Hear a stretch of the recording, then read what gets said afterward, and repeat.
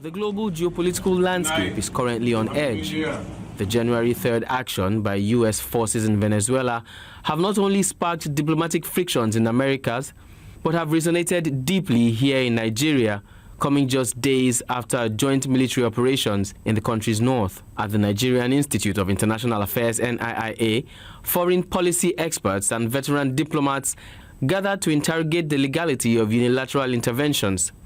The consensus: the world is watching a shift in how power is exercised.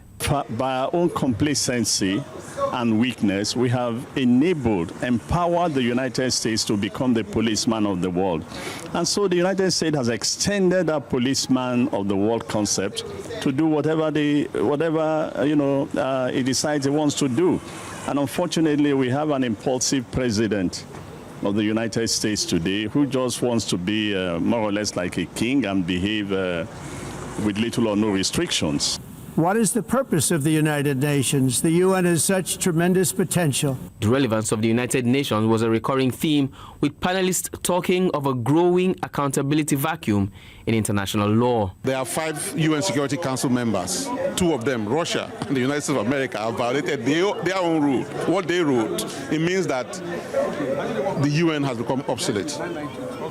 Trump did not make any mistake about it. He has moved out of the UNESCO, out of WTO, a lot of the UN agencies.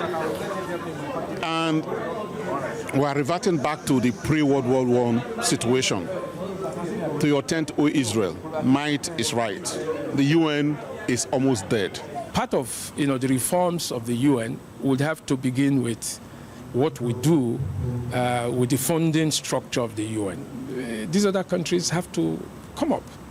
But it's also good that regional bodies, regional organizations such as the AU, such as ASEAN, and so on, have also become more important actors. And I think the UN recognizes that. As the session concluded, the takeaway was clear. The era of a single, predictable world order may be behind us. A new, more fragmented global reality is emerging, and Africa must find its voice within it. We can put together almost over 100 scholars to discuss what has just happened between the United States and Venezuela. Shows that scholars and the think tank people have shown an interest in what has happened in the world and what is the implication for our own country. As the dust settles in Venezuela, the conversation in Lagos suggests that for Nigerians and the rest of the continent, staying informed is no longer an option. It is a strategic necessity. In Lagos for News Central, Akede.